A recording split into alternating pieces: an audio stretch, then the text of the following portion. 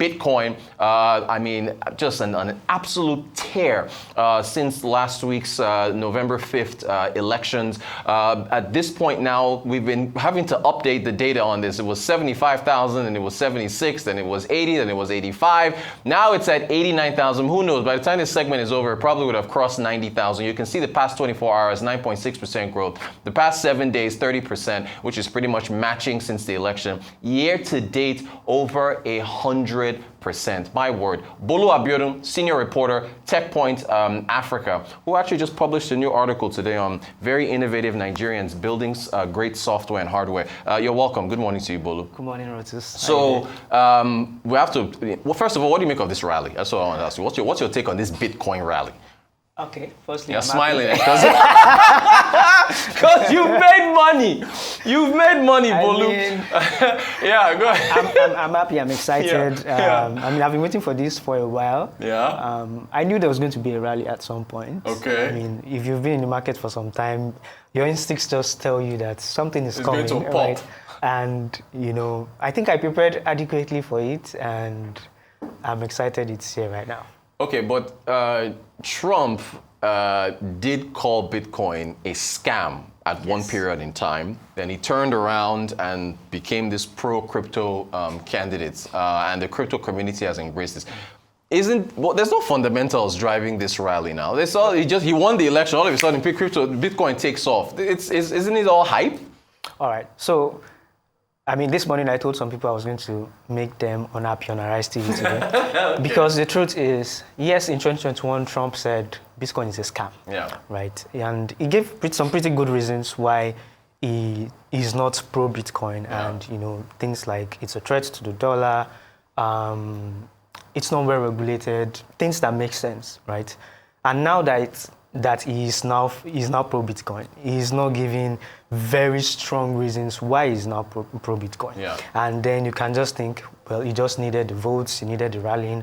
There was a particular Bitcoin miner that was able to assure him of 5 million votes from his community. So that way, I just think he needed the votes. He said what he needed to say to get those votes. And I think that this rally, the crypto market, just like any other market, whether it's the S&P 500, it's all based on emotions, what people are feeling at that moment in time.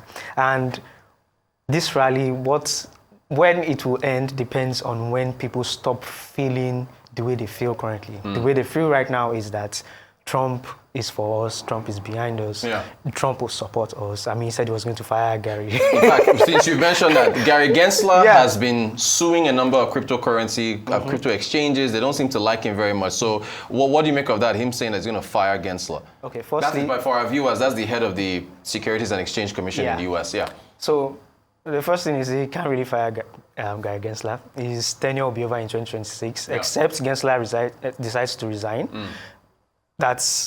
He doesn't have the power to just do that outrightly. That's firstly.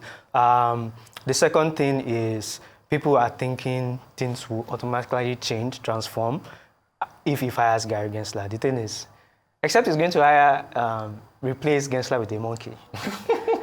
Nothing will change. Fundamentally. Right.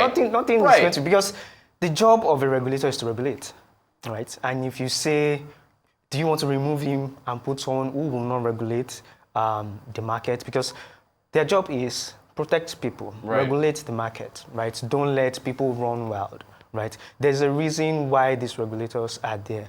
If you're going to be holding, they say, I mean, I understand to a certain level that, maybe Gensler didn't bring in some level of creativity in regulating the crypto market, because he thinks they're just like securities, and the same regulations that apply to securities should also apply to cryptocurrencies. But he's right to a certain level. But the truth is, we cannot take away the fact that these things are innovative. They are new technologies. Right? They might be similar in some way. So what you need to do is find creative ways to apply existing regulations to these new ones, right? You need to innovate those regulations to a level, right? So that's why I think who will come there next will probably still do the same thing, maybe then bring some level of innovation. But like I said, except he's going to be replaced by a monkey, nothing will significantly change. Okay, so speaking of which, what does a pro-crypto America look like? I mean, what policies can be implemented without making crypto more risky? Because you see, the thing is, they think he's going to come in and just usher through Congress, and so isn't there a fine line you have to walk between embracing it more and the risk of loss and scams and so on? Like you said, there's that fine line. Yeah. Right? Because if you leave people to do things, because firstly, what will a pro-Bitcoin America look like? That's where crypto is not as risky. It won't really be that different from what we have right now. Yeah. Right. The only time it will be different is when it is now risky. Right. Because that means you are now allowing people to do whatever they want.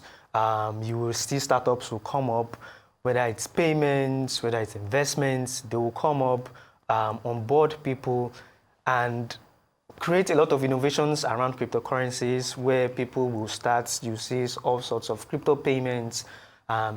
But what will happen to the regulators is they will now have a very difficult time regulating things. Right. Because now you've opened it up, exactly. Anybody can do whatever it is they want to do. Right. So, and you don't really have a firm grasp on regulation in the first place. And now you want to give people free hand to do whatever they want. You will get burned. You get burnt out. Yeah. You have sleepless nights because you can't call it, because you just, it will become the wild west in the crypto market. Yeah. Right? So that's what it will look like.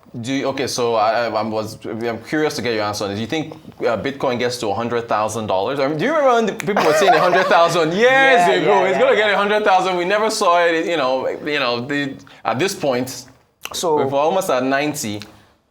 I mean, before now, Bitcoin has never reached $80,000. Right. We've been seeing new all-time highs since last week. Since just last week. Every single day we are seeing new all-time highs. Yeah. It has never been at 85,000 before. This morning is at 89,000. It has never been at 89,000 before. I think that $100,000 dream is coming very soon. I think if I'm going to put a date on it, I'll say by March next year at most, the latest. Yeah, we could see it. Yeah. Okay, well, on the other side, some have suggested there could be a big pullback, and because you can't, this is how markets work. As you see all these highs and highs, any little thing and anything, if anybody is to get spooked, although I think we're still in the honeymoon period of Trump winning. So could a pullback happen, a shock or anywhere between this rally? The pullback will definitely come. Yeah. It will come, whether you like it or not, right? The important thing is, you need to find your crypto wallet and take whatever profits you can because that pullback will come because, like I said, it's based on emotions, and the emotion what people are feeling right now is Trump is for us. Until that time where Trump actually shows them that I think I was mistaken, I can't really allow you guys to run wild. That's the period when that pullback will come because people will see in truth that this guy just wanted us for our votes. Right. And by the time that time comes, you start seeing, price drops. Yeah, interesting stuff. Let's bring it to Nigeria, though. The SEC here, Securities and Exchange Commission, does have a regulatory sandbox for crypto. Yeah. They've said they want to embrace it, but they also say they want to regulate it. The FIRS under Mr. Zacchaeus Adedeji, that's the Inland Revenue Service, has said they want to tax it. What do you make of, what do you want to see as far as crypto policy here in Nigeria for Bitcoin?